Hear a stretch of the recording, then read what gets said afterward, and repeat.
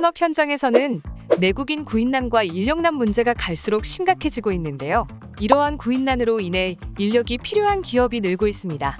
국내 인력을 구하지 못한 중소기업이 외국인 근로자를 합법적으로 고용할 수 있도록 기업과 근로자를 연결해주는 제도가 바로 고용허가제입니다. 2022년 약 8만 명의 외국인 근로자가 입국하였는데 올해는 11만 명이 입국할 예정이라고 하는데요. 이는 2004년 고용허가제 도입 이후 가장 큰 규모라고 합니다. 늘어난 외국인 근로자를 위해 준비했습니다. 한국에 체류하는 외국인이 알아두면 도움이 되는 꿀팁, EPS 팁스. 그 첫 번째 이야기. 한국에 거주 중인 외국인 근로자가 알아둬야 할 긴급상황 대처법과 유관 기관 정보를 알려드립니다. 언제 어떻게 발생할지 모르는 사건, 사고, 도움이 필요한 상황이 생겼을 때 어디로 어떻게 신고해야 할까요? 각종 범죄와 교통사고 신고는 112, 재난, 화재, 응급 요청은 119에 신고해야 합니다. 전화뿐 아니라 문자, 영상통화로도 신고가 가능하다고 하니 한국어에 서툰 외국인에게 특히 유용하겠죠? 어디로 신고해야 할지 모르겠을 땐 어플을 통해 신고할 수도 있는데요.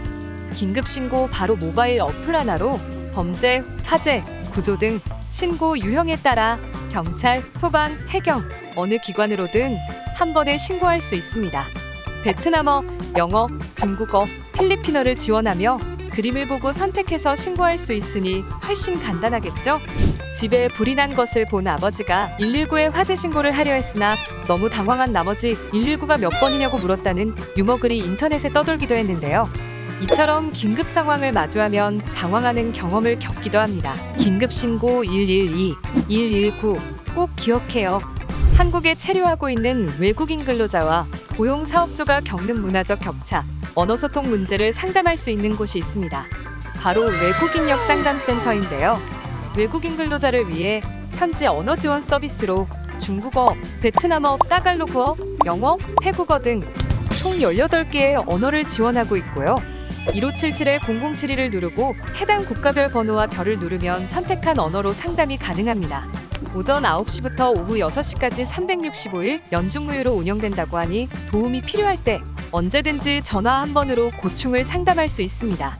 이외에도 외국인 노동자 지원센터에서는 한국어, 생활법률, 정보와 교육 등을 지원하며 각종 문화행사, 직업 관련 정보를 제공하고 있습니다. 전국에 총 9개의 센터가 있으니 이번 기회에 가까운 센터를 확인해보는 것도 좋겠죠?